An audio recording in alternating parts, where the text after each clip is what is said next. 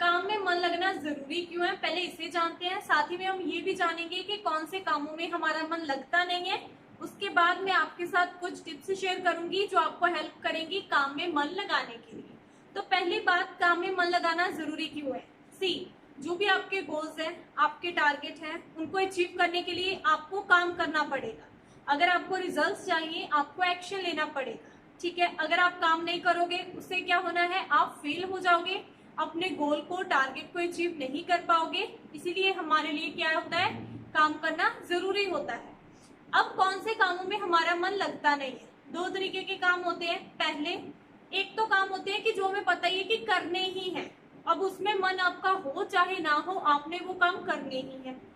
और दूसरे तरह के काम होते हैं, वो होते हैं जो हमें करने पड़ते हैं, चाहे वो नीड है टाइम की या फिर किसी बॉस की वजह से हमें करने पड़ते हैं।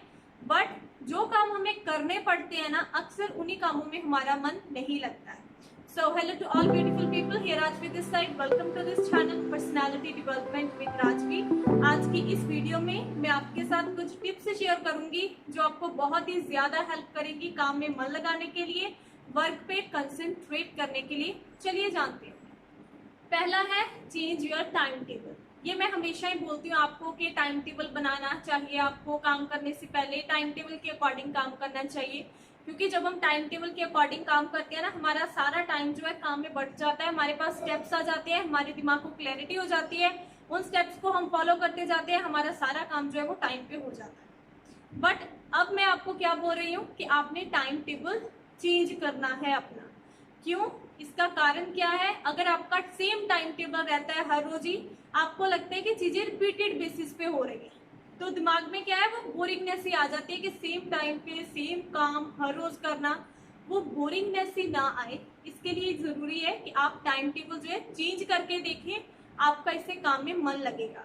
इवन मैं तो कहूंगी, अगर आपके हाथ में अगर पॉसिबल है तो आप क्या है, प्लेस भी चेंज करके देख सकते हो काम करने की।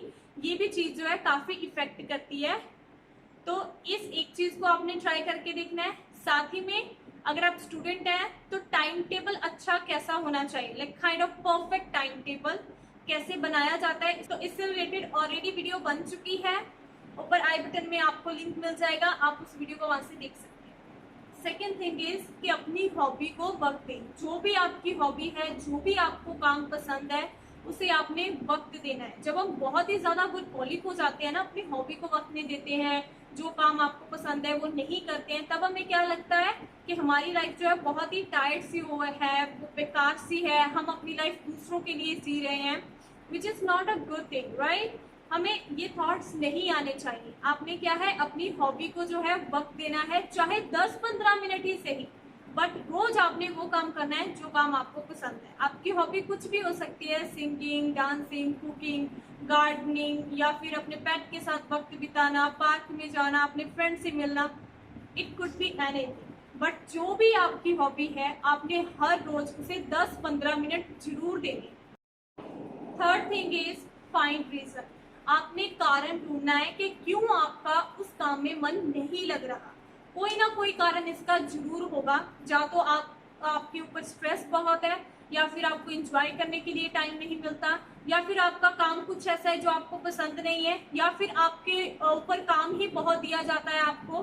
कोई ना कोई रीजन जरूर होगा कि आप काम करना चाहते हो बट स्टिल उस काम में आपका फोकस नहीं बन पा रहा है, आप कंसंट्रेट नहीं कर पा रहे हो।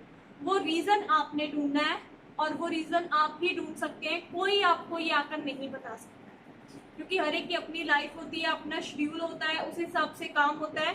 तो एक वक्त अच्छे से बैठो, सोचो अच्छे तरीके से, उस कारण को ढूंढो, क्योंकि वो जो कारण आपके सामने निकल कर आएगा ना, वो एक तरीके से आपकी प्रॉब्लम होगी, और उस प्रॉब्लम को आपने सॉल्व करना है, उसका जल्द से जल्द सोल्यूशन ढूंढना है, अगर आप उस काम में आगे कंटिन्यू करना चाहते हो तो तीसरी चीज आपने ये करनी है कि आपने कारण ढूंढना है क्यों आपका उस काम में मन नहीं लगता है।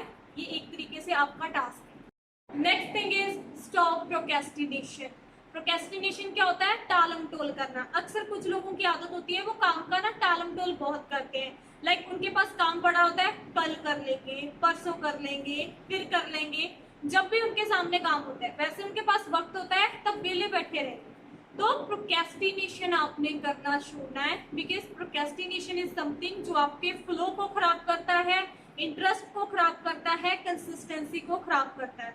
मान लो आपने आज काम किया, कल काम किया, 2-3 दिन की रेस्ट ले ली, अगर आप फिर से चाहोगे कि मेरा वही फ्लो आए काम में, तो नहीं आने वाला। आपका थोड़ा सा इंटरेस्ट बनने लगता है, प्रोक्रेस्टिनेशन शुरू होता है, वो इंटरेस्ट जो है काम से खत्म हो जाता है, कंसिस्टेंसी खराब हो जाती है।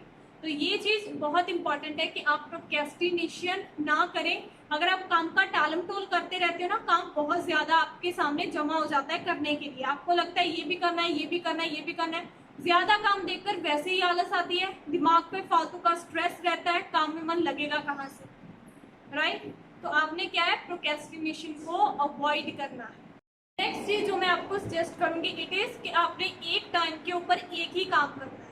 बहुत बार हम ऐसा करते हैं कि 2-3 काम रख लेते हैं कि पहला चलो आधा घंटा ये कर लिया, थोड़ा सा हमने रेस्ट करा, उसके बाद ये काम कर लेंगे, फिर पहले वाला करने लग जाएंगे। ये चीज नहीं करनी है। एक टाइम के ऊपर आपने एक ही काम करना है, तभी आपका उसमें फोकस हो पाएगा, कंसंट्रेट कर पाओगे, आपका इंटरेस्ट बन पाएगा और वो काम भी जल्दी खत्म हो पाएगा, आपको चीजें समझ भी आएगी। ओके, तो एक टाइम पे आपने एक ही काम करना है।